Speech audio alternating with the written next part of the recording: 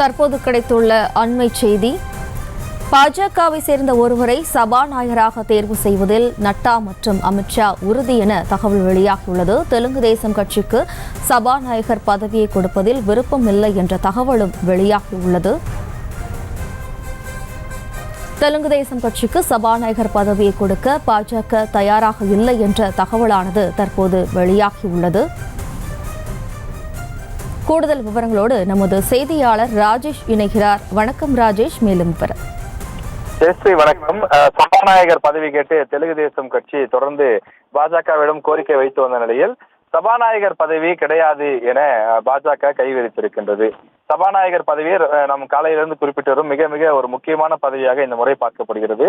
2014 மற்றும் 2019 ஆகிய ஆண்டுகளில் பாஜக ஆட்சி அமைத்த போது இந்த சபாநாயகர் பதவி என்பது ஒரு அதிக முக்கியத்துவம் இருக்கக்கூடிய ஒரு பதவியாக இருக்கவில்லை.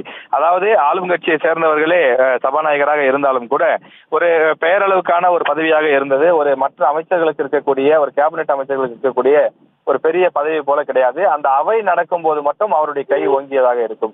ஆனால் தற்போது கூட்டணி ஆட்சி அமையக்கூடிய ஒரு சூழ்நிலையில தற்போது சபாநாயகர் பதவி என்பது மிகவும் ஒரு முக்கியத்துவம் வாய்ந்த ஒரு பதவியாக பார்க்கப்படுகின்றது.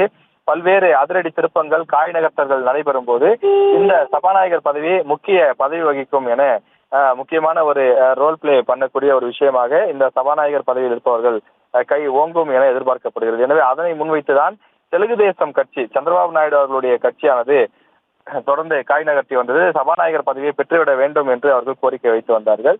ஆனால் அதனை பாஜக தற்போது நிராகரித்திருக்கின்றது. சபாநாயகர் பதவி மற்ற எந்த கட்சிகளுக்கும் கொடுக்க முடியாது, நாங்கள் தான் வைத்துக் கொள்வோம் என்று அவர்கள் தற்போது தெரிவித்திருக்கிறார்கள்.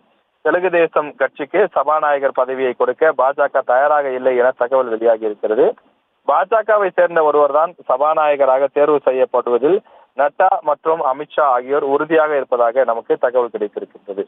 தெலுங்கு தேசம் கட்சிக்கு 2 கேபினெட் அமைச்சர்களை வழங்க பாஜக சம்மதம் என தகவல் வெளியாகி இருக்கிறது. தெலுங்கு தேசம் தரப்பில் 3 கேபினெட் அமைச்சர்களை வழங்க வலியுறுத்துவதாக தகவல் கிடைக்கப்பட்டிருக்கின்றது.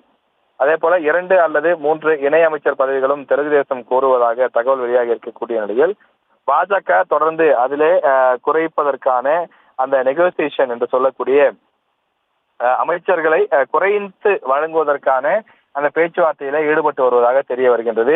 அவர்கள் 3 மத்திய கேபினெட் அமைச்சர்களை எதிர்பார்க்கக்கூடிய நிலையில் பாஜக 2 அமைச்சர்களை மட்டுமே கொடுக்க முன்வந்திருப்பதாக தகவல் வெளியாகி இருக்கிறது.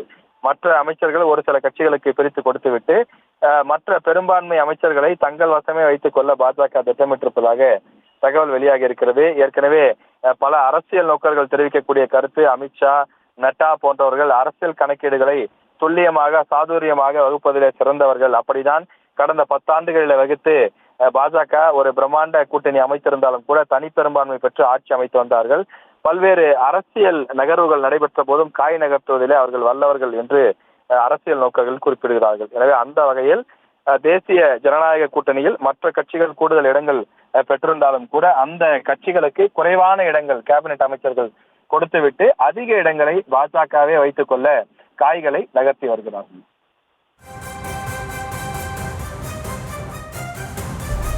விவரங்களுக்கு நன்றி ராஜேஷ்.